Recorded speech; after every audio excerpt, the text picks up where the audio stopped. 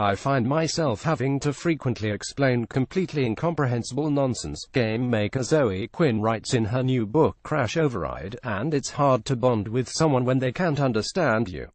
This sentence sums up Quinn's memoir-length attempt to grapple with her internet experience, which has become too common as Gamergate's patient zero, as she puts it. She was a highly visible target in an internet harassment, abuse, and threat campaign. To give us a sense of what that was like, she writes about her early life growing up poor, offers a primer on the hate-filled corners of the internet, guides us through how the judicial and police systems view the online world, and tries to deliver a comprehensive look at the ways marginalized people face abuse on online platforms. That's a pretty tall order for 238 pages. Quinn hasn't necessarily written a guide to online hate that can be handed to internet culture outsiders, and she sometimes struggles to connect larger social issues to her complicated personal history. But she doesn't fumble this effort either. Crash Override combines a brisk pace, candid stories, and embedded insight. Quinn's first book has its uneven moments, but it's important stuff for anybody interested in how online discourse has shifted over the past 2 decades. Defining the word, the book comes with a long subtitle, How Gamergate Nearly Destroyed My Life, and How We Can Win the Fight Against Online Hate.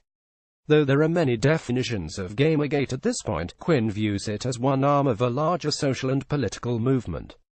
Gamergate wasn't really about video games at all so much as it was a flashpoint for radicalized online hatred that had a long list of targets before and after my name was added to it, she writes.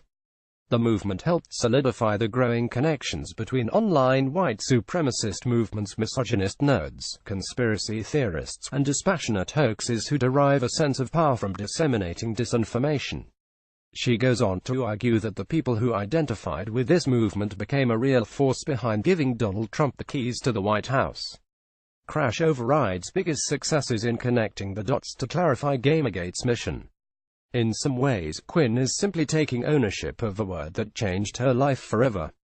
But more importantly, SHES unmasking the often hidden methods used by many online hate groups. She has done her research and uses ample references to forum posts, IRC channel logs, and other documented internet posts to identify the tactics used by anonymous internet posters to both directly intimidate Quinn and publicly obfuscate any appearance of a unified attack. One such plan revolved around an email campaign aimed at anybody who might employ either Quinn or her known friends and allies, all while simultaneously raising money for an apparent anti-harassment charity.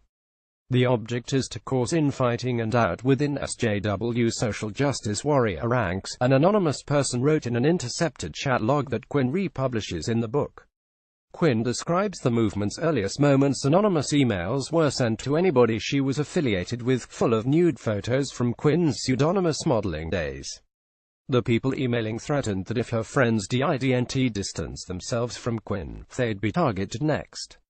She describes a phone call with her father in which he confirmed receiving a litany of strange prank calls revolving around Five Guys burgers and lies, a reference to a sexually charged slogan employed by Quinn's scorned ex-boyfriend Erin G. Joni in a notorious 2014 manifesto. Quinn points to this phrase's malicious intent and says that the manifesto weaved in jokes and memes the way corporate brands do when they're trying to court a young, tech-savvy demographic. This recounting of anonymous vitriol, along with the retelling of Quinn's early life on the internet, mostly succeeds in clarifying jargon for anyone new to terms like swatting, dogpiling, and brigading.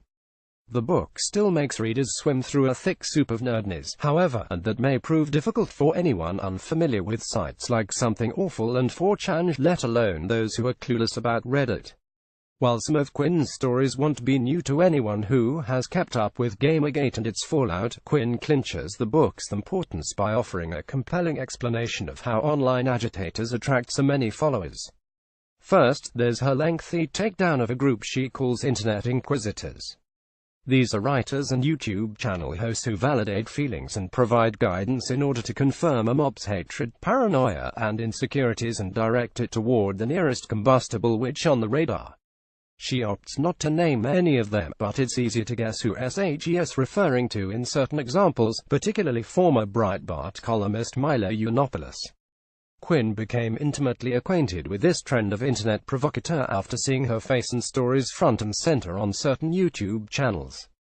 Then she saw some of those video creators appear in Gamergety-affiliated IRC channels to workshop the next Quinn-related videos to the target angry audience. Quinn discovered her face plastered on internet outrage videos with titles like Rape by Zoe Quinn, Why We Need Melanism. Quinn counted how much time one YouTube channel dedicated to savaging game culture critic Anita Sarkeesian over a period of nearly 3 years. The total more than 3,500 minutes, or 58 hours. As critical as Quinn is of these creators, SHES more disturbed by poisonous trend on content sites. Platforms like YouTube and Facebook allow hate to spread by combining content-neutral algorithms which turn a blind eye to whether content violates a site's terms of service with an economy of attention which grants value to anything that garners quick clicks. These algorithms are easily gamed, she says, and the result is social media that favors tons of views, no questions asked, over asking pointed questions about what exactly drives those clicks. Crash Override takes that seemingly obvious social network issue and humanizes it in striking fashion. She tells us how it felt to find her face plastered on internet outrage videos, auto-suggested to her, of course, with titles like Rape by Zoe Quinn, Why We Need Melanism. For months, her top auto-complete result on Google was Zoe Quinn 5 Guys. Her friends complain that Quinn's private Facebook posts are being matched with suggested posts accusing her of trying to infect people with HIV. Content-neutral algorithms can turn the internet into a popularity contest in which the people who want to see you fail are the only ones motivated to vote, she writes.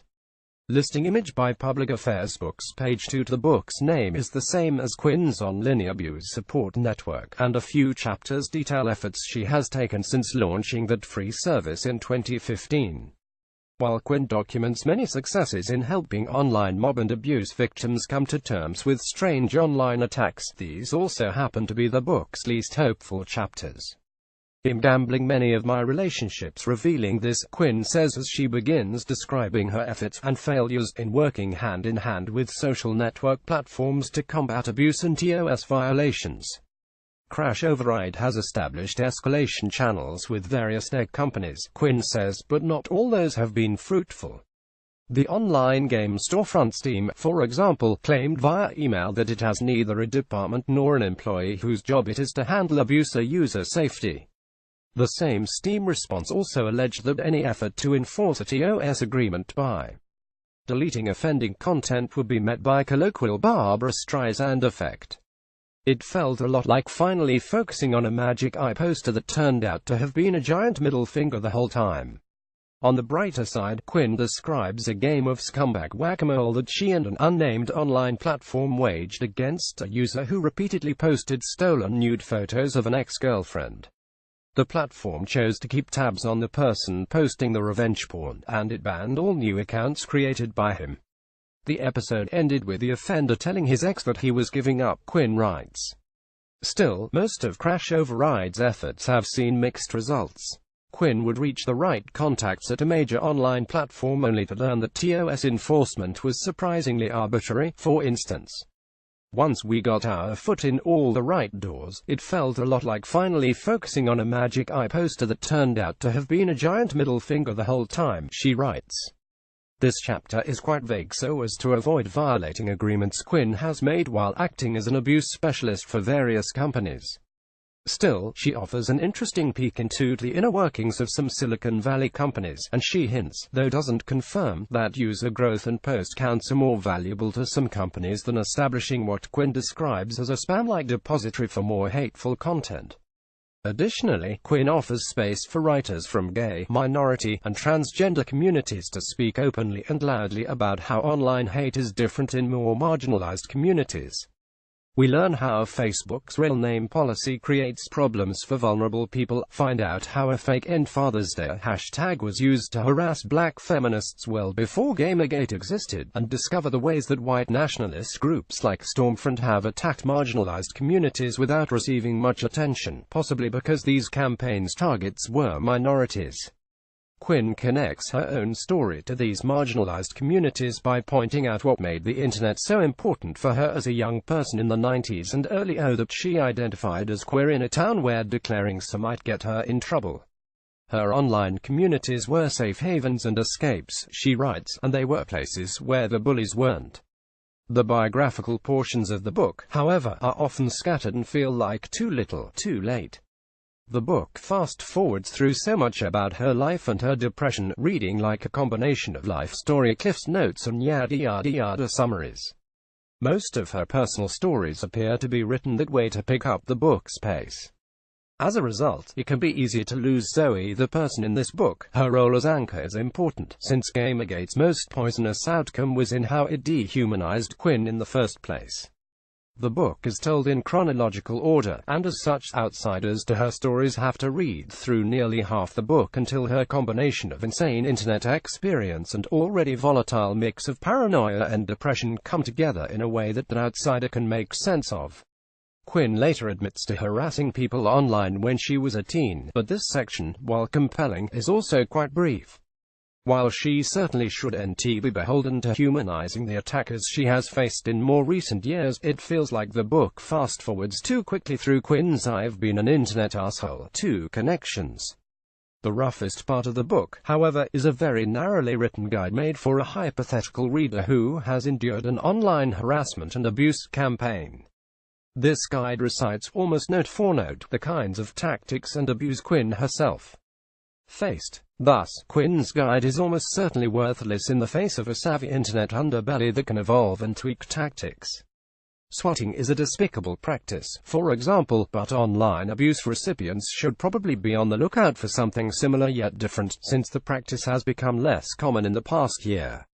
The docs-related section alone should probably be revised post-haste in light of Equifax's insane breach.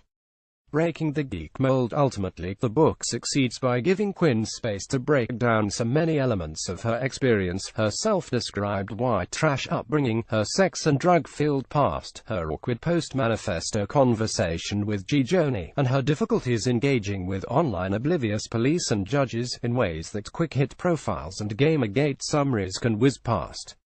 The Gamergate movement, Quinn alleges, sought to drive her voice out of the internet's tech and gaming sectors. Those spaces are already pretty light on female and queer voices, and Quinn's book gives such voices a unique platform to not only shout loudly but also share the attention with other marginalized communities. Safe spaces like that were what drew Quinn to IRC channels and Neopets chat rooms in the first place. Her book succeeds to some extent to do that for the next generation of computer-loving weirdos who don't fit a stereotypical geek mold.